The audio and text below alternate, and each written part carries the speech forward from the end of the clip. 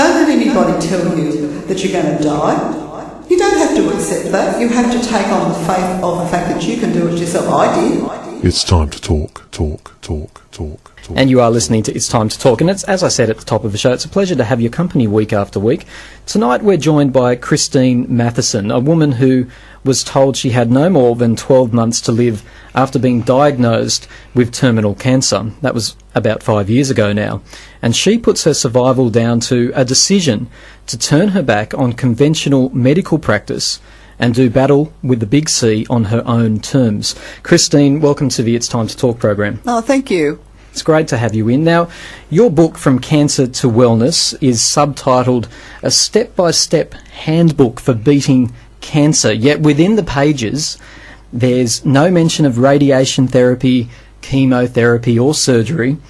So I just want you to set the record straight for me, straight from the start. Are you claiming to have found a natural cure for cancer? Well, I don't believe there's an actual cure for cancer. I think that we've all got cancer cells through our body, but we can beat the actual negative side of cancer.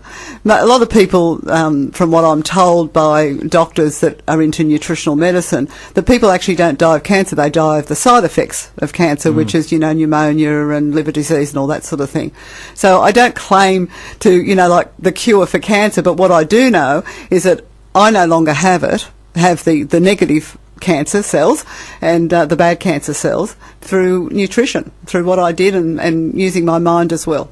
So in your book you talk about the importance of expelling impurities from the body so that your body can actually naturally right itself and really correct itself.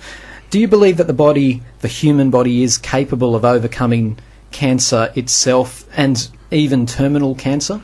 Oh, yes, I do. Yeah, well, I had terminal cancer, and so I'm a great example of that in itself. One of the best things that I think that's happened is, before the book was published too, is that people were using it and overcoming very serious cancers. One lady had breast cancer and it had gone to her brain and she's okay now. Another lady had melanomas all over her face and into her throat. Her skin's like peaches and cream now. So I know that those things are happening out there all the time. And my husband beat cancer too, the same way, through nutrition.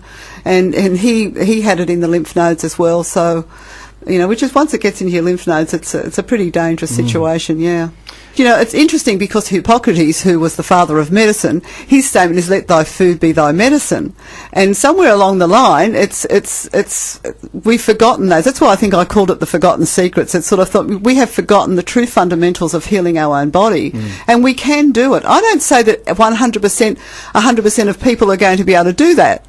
But I do know that most people will. And it's also not just nutrition. You've got to nutritionally use the right thoughts as well. Yes. And you have to really have faith in what you're doing and not be like fear will make your body acidic, and your body needs to be alkaline, and that's very important to healing. And it doesn't matter whether it's cancer or any other disease, you really have to alkaline your body. And I understand the book is mainly based on nutrition, but Yes, it is. it is actually more holistic than that. It would be Yes. wrong for me to sit here and say it's purely about changing your diet, although that is a humongous part of it, Oh, look, obviously. that's probably 80% of it, Yeah, yes. but there are there's a lot of things you think need to be in alignment in order to get your body right. Yes.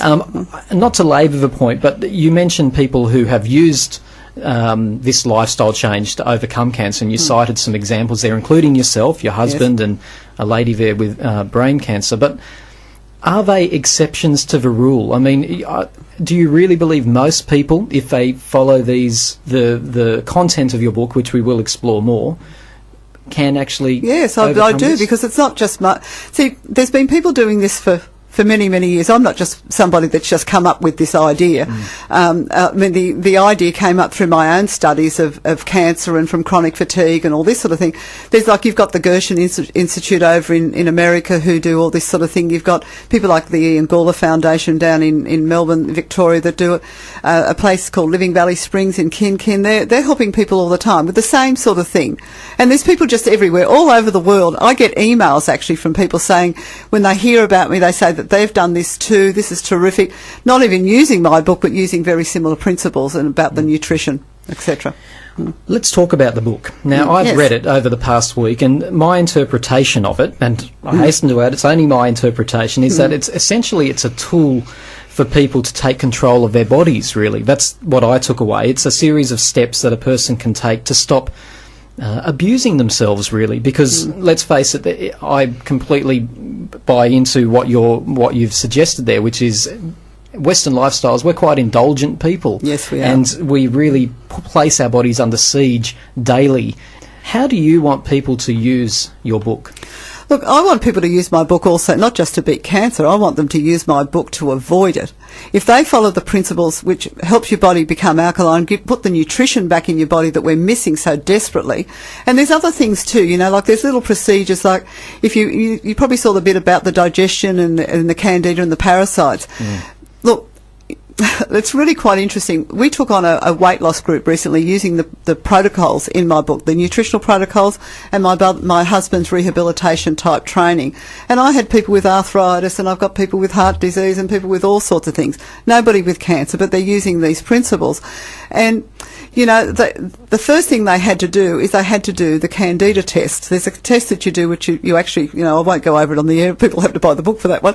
It's a bit gross. But you have to do this test, and everybody except one woman had the problem, and I had to get rid of that so they could absorb nutrition first. This is a digestive problem. Yes, a digestive problem, because Candida, in actual fact, is quite a health. I mean, I know that myself, I had Candida through my blood and everything. So, you know, I had really serious conditions in this regard because I had antibiotics when I was a child, and nobody knew then that you should have probiotics after, and all these sorts of things. So these people, I had to put everybody on the program. You know, and it was hard for them because not only were they coming in to change their lifestyle, they were coming in to change their lifestyle, and I had to put them on a program so that they could absorb their nutrition. And that was getting rid of parasites and candida. So that was a really interesting thing. But these people have gotten over, you know, through it.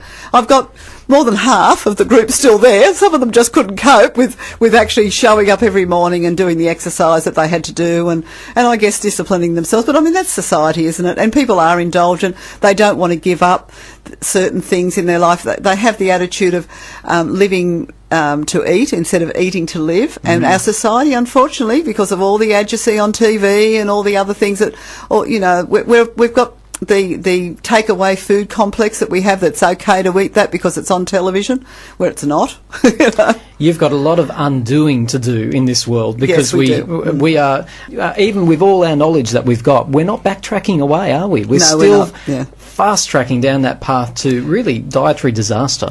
It is, and you know, it's interesting because because I go to the supermarket myself, and I don't buy very much, you know, natural food there. I usually get that at the farmers markets or the organic shops, but I buy my things like, you know, the toilet paper and all the normal sort of bits and pieces, and I line up behind people, and all their trolleys are full of Coca-Cola and Snickers bars and that type of thing. And I'm talking about a trolley full, and the dog food.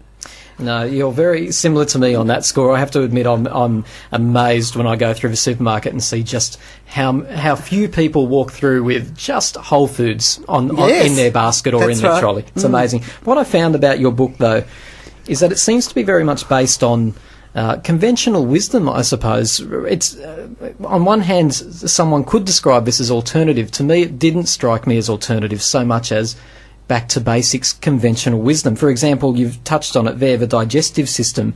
We need to get that in order before we can move forward. And, I mean, really, that's just very accepted medical knowledge these days, isn't it? It is. Look, there's a Professor, Ian Brighthope, who runs the Australian College of Environmental and Nutritional Medicine in Victoria, and he made a statement. I can't remember the words exactly, but it was more to the point that nutrition wasn't alternative, it's the basics of good medical practice. All doctors would say nutrition is important, but I think you're pushing the point that it's far more powerful and important than people realise. Yeah, it's essential to good medicine. Nutrition is like medicine, I think is one of the quotes in the book somewhere. That's right, yeah, like Hippocrates I mentioned before, you know. I mean, here's this man that says, let thy food be thy medicine and thy medicine be thy food. Yeah.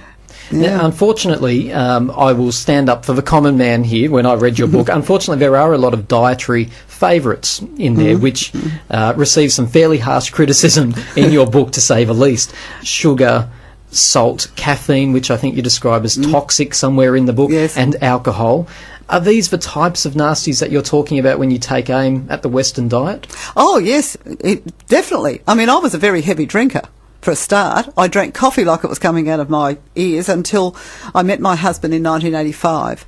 So my diet started slowly changing, but prior to that I did a lot of damage to my body. And sugar, I was never big into sugar that much, but sugar is a very dangerous tool. If it's too much sugar, everybody's putting it in everything. I want to pick you up on the sugar because, quite frankly, I think there are some controversial moments in your book. Okay, I hope you don't mind me saying that. One of them is around sugar because it states very clearly somewhere in the book there that sugar is a cancer food.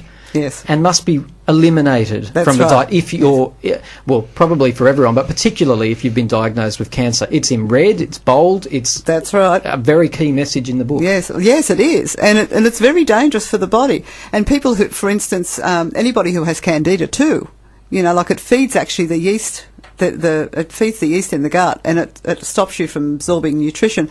And from everything I've read, it's all from my research that I've done about sugar, of how it is very, very dangerous for the body. And so, but I have got alternatives there that people can have, like xylitol, for instance, which is good for the body.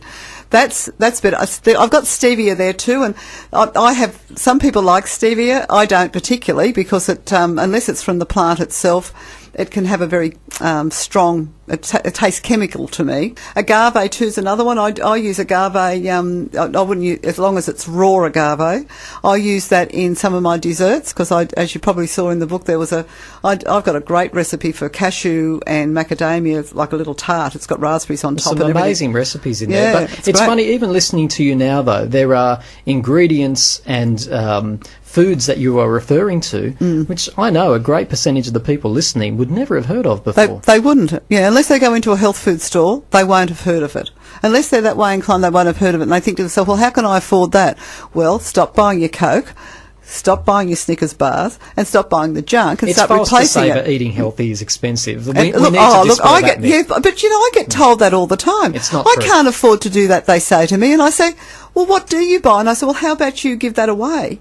If you can't afford organic, or if you think you can't afford organic, still put the other stuff in your body. Yeah, you can still eat whole foods. You can still eat whole food. That's right. Live food, Exactly. Now, talk about some of the alternatives, and you've already gone down that track a little bit. I noticed that the book is big on, for example, natural juices, your grains, nuts, and basically whole foods, as we've said. Yes. So you're advocating for people to live a different lifestyle. Yeah, it's a change in consciousness, and you know what happens when they first start doing that too, because sugar's addictive as well, and there's a lot of sugar in a lot of foods, even bread today. You pick up bread, there's sugar in a lot of stuff. Everybody gets addicted to it, so it's going to be hard to start with. And the coffee, you try having a week off coffee if you're a coffee drinker. I know what I went through. Talk about headaches.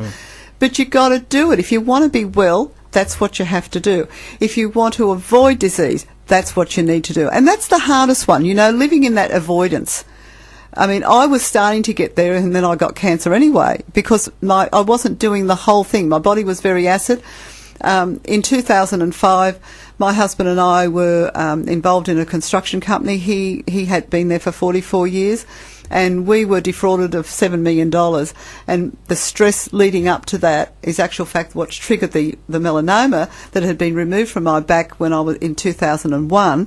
It's what triggered actually the cells to even disperse more through my body, because I was very acid, I was very angry.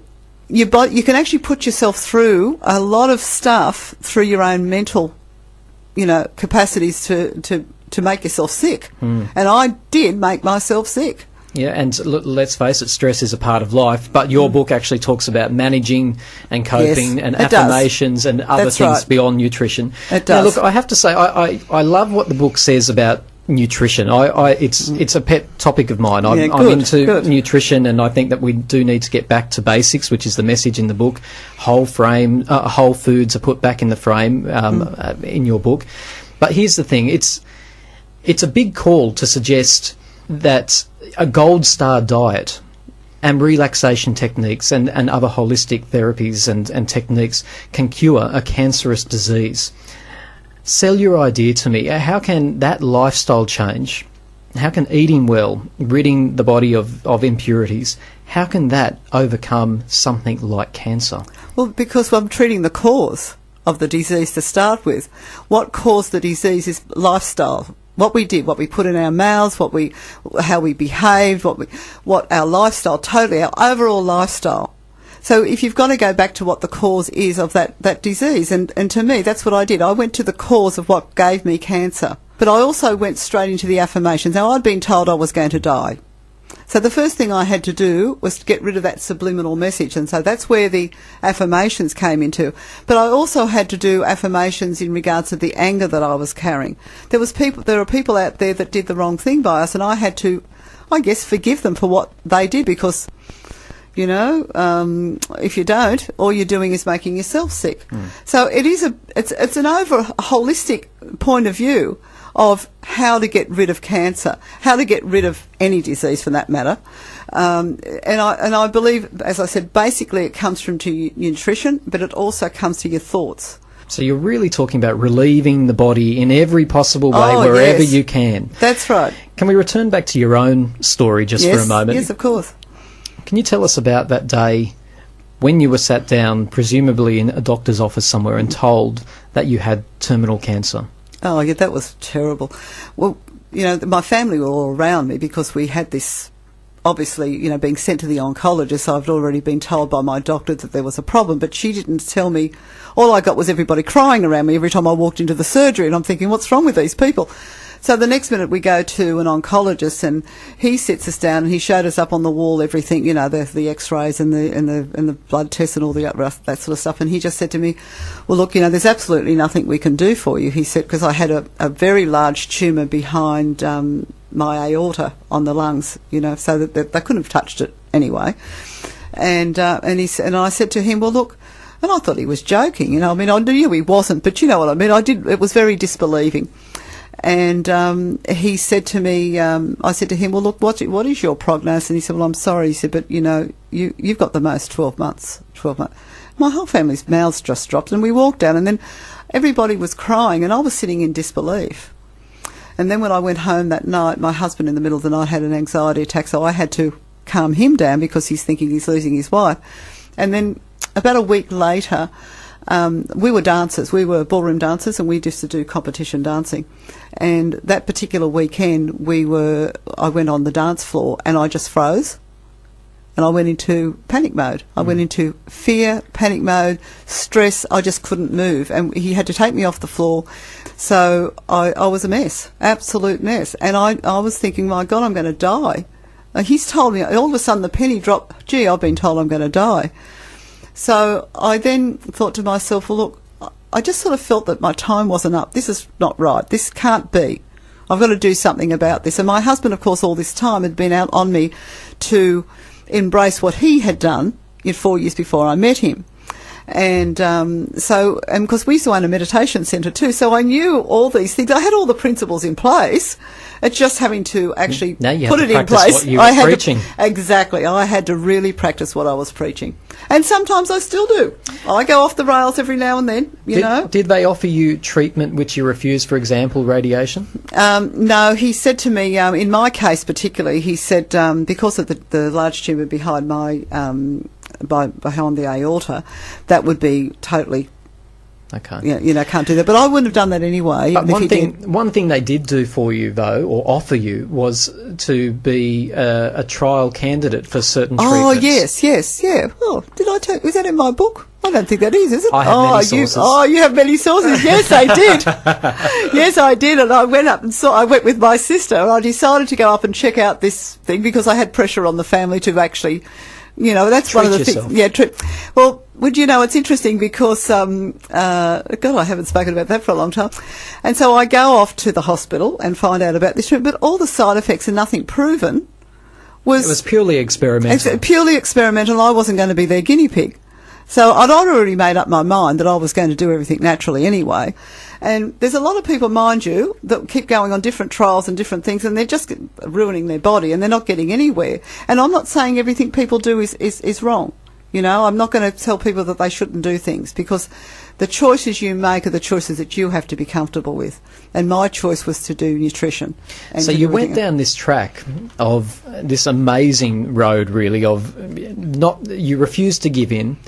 You basically refused to accept this death sentence which had been handed to you. That's right. Yeah. You were going to put all your experience, expertise, and education into practice for the fight of your life. Yes, it is. Well, it's the fight of your life. And you were given 12 months. How long has it been now?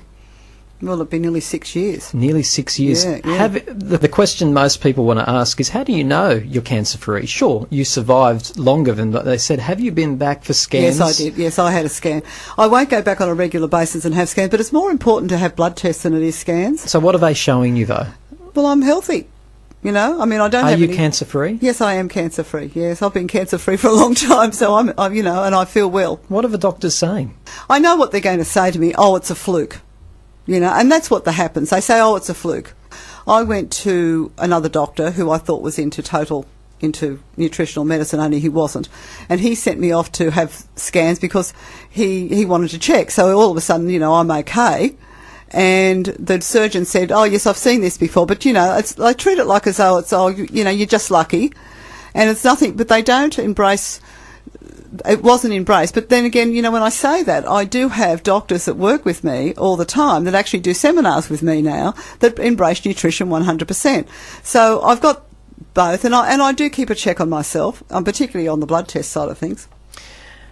I'm interested to hear how much consideration you've given to the ethics of writing a book like this and promoting, I suppose, these non-medical strategies for beating cancer. Now, in your journey, you've spoken quite proudly, I have to say, about the fact that you did turn away from conventional experimental treatments, like you've just mentioned there. And by all accounts, that has worked for you. Not by all accounts, it has worked for you. That's right. With all those intense changes that you made to your lifestyle. But do you ever worry that the power and influence of your story, because let's face the facts, your story is incredibly powerful and remarkable, it could persuade people to turn away from conventional medical wisdom and follow down your path, and that perhaps for some people that could be a fatal decision? Oh, look, you know, that's a big question, isn't it? Yes, look, and it's a good question. Do you know, you're putting me on the line here because I don't believe in conventional treatment. Okay, I just don't believe in it. I believe the body has the ability to heal itself. So I think the choices we make, we all have a choice, and if people have been given, no hope like I have been given, I'm giving them a choice. I'm giving them a choice to heal themselves. So no, I don't have any worries about that, because if people, look, they're going to do the best they can. And as I've said, it's not 100%. You know, nobody can 100% say, because also I can't say Mrs. Jones over there is going to 100% beat cancer because she has my book, because she might have things in her mind that's not going to allow her to do that. You know, I mean, I don't know her history either. I don't know whether Mrs. Jones comes from like I had a woman staying with me recently who I took under my wing. I sent her actually to Living Valley Springs to start with, because if I didn't, I think she'd be dead now. And then she came back, and her tumours, she had them in her neck. She had thyroid cancer. By the time she came back from Living Valley Springs, they were already, you know, getting small. And I kept her with me for 10 days because she came from an abusive background. Now that, thank God, the man's not there anymore, and she came from an abusive background from her childhood as well, from her stepfather. So she had these issues. So I just let it, I mean, I don't normally have people stay with me, but I just couldn't see this woman die, you know. And she's actually, and I've had to really counsel her, I guess, in regards to her mental abilities to be able to not put herself in a position of abuse. So there are going to be people out there that won't help themselves 100%. So they've got to help themselves 100% if they want this to work. Have you ruffled the feathers of any medical experts? Have you come in for criticism? Well, not at this point of time. I mean, I hope I don't. I mean, I guess there's going to be somebody out there that will eventually.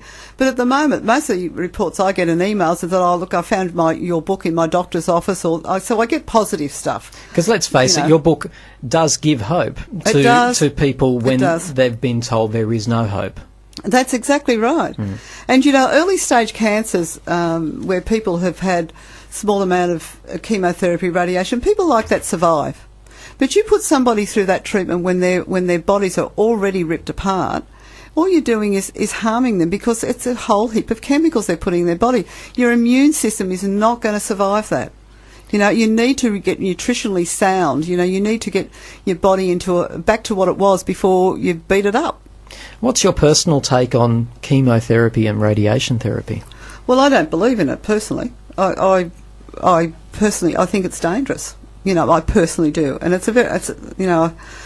don't even like talking about it, to be quite honest, because it's sort of something that people make those choices, and if they make those choices, and I don't want to discourage people from making choices that they feel happy with. Just for the record, I think you're speaking so eloquently, because basically what you're promoting is this is the way you think, yes, but people right. must make their own choices based on the information around their own individual case. That's and exactly I think you're right. making that point really clear. Yes. So don't be afraid to say what you think. I think it's no, coming I'm across... not afraid to say what I think. I just don't want to...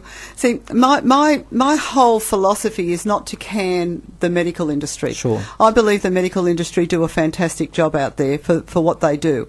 When it comes to cancer, I think that they need to embrace nutrition more. Interesting, I met this fellow up in Morayfield. He lives on Bribie Island, and he came to see me with his two little kids and his wife, and he's only 36 years old, and he looked as healthy as a buckrat. For 3 years he'd been meditating on the beach every day. He'd read about my story and came to see me. He said just recently his cancer had spread a bit more throughout his body. So we started talking about food, and he was told when he left the hospital to go and eat whatever he wanted to. So he's just been eating donuts and ice cream and all this, and wondered why he started going downhill. And he only started doing that when he was told he could do it, because he wasn't going to last, he was told. But he thought he'd come and see me for this last little bit of, I suppose, hope. You must have been quite aghast at that sort of advice. Oh, well, he'd only just had donuts and coffee just before he sat down to talk to me. And so I talked to his wife too, because this is a family thing that needed to be done. I hope that he'll get in touch with me soon, because I actually gave him my postal telephone number inside the book. I really want to know how he's going, because I reckon if anybody can do it like I did, so can he, because he had the right attitude. And by the time he left me, he said, right, I'm never going to have anything like that again. And his wife was so supportive. And that's another thing, if your family member wants to do nutrition, you must support them.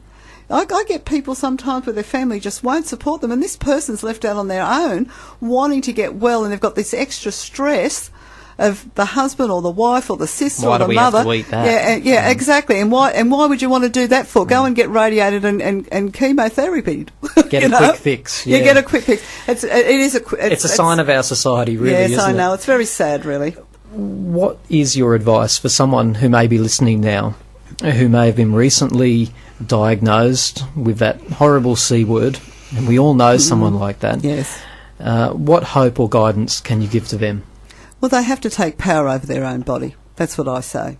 I don't go with hope anymore. Hope is sort of like outside of yourself and hoping the doctor will fix you, or hoping you'll win the lottery. It's blind. It's blind, okay, exactly. Whereas faith, have faith in your body's own ability. Educate yourself. Read. I know when you're sick you don't feel like reading, but look, get on that computer, even though computers aren't fantastic when you're not well either. But, research. Don't let anybody tell you that you're going to die.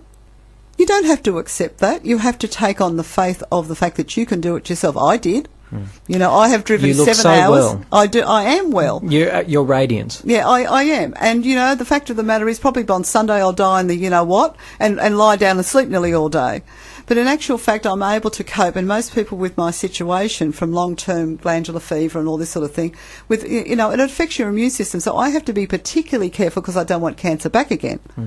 And that's the other thing. We have to get tools to help ourselves to become well and stay well. Mine comes from meditation, positive thinking, eating the right food, drinking heaps of water. It's easy to prepare raw food recipes. I'm not saying 100% raw, 80% raw, guys. Easy. Whole foods. Whole foods. Now, your book's called From Cancer to Wellness, The Forgotten Secrets, and the subtitle is Step-by-Step Handbook for Beating Cancer. Yeah. And I wish we could talk for longer because you're doing so much more than just the book. You've devoted your life to this passion of yours now. I have, yes. And I've got to say, and I don't just say this to every guest, by the way, I really do admire what you've done. You've pulled yourself through, and now you are sharing some really powerful wisdom with people. And the biggest message that I get from my conversation with you tonight and the book is hope when you think there is no hope. Yeah, have some faith in your own abilities, because we're all hit by cancer with somebody in the family. I have a cousin in America at the moment who just won't eat the right food at all, and she's got cancer back. She had it as a child, and she's got it back again, and she just will not listen to her mother at all about nutrition. Absolutely not. She'd rather have her can of Coke, and the girl's going to die. She just doesn't eat anything. She doesn't eat any vegetables at all. Eating ourselves to death. That's right. That's right. And there's an American fellow who had one of those talkback shows on, they have the nighttime shows or something, and he said, we will not become well until such time as we stop making ourselves sick. And that's what we're doing. We make ourselves sick. I mean, I was one of the ones who did that too. We talk about it on this show a lot, toxic society we live in. Yes, it's been a real pleasure to have you in. Oh, thank you so much. Much appreciated. For all those people who want to hear this again, it will go up on YouTube. Thanks so much, Christine. Oh, thank you too. Thank you for having me here. Yeah, good luck with the book. Okay, thank you.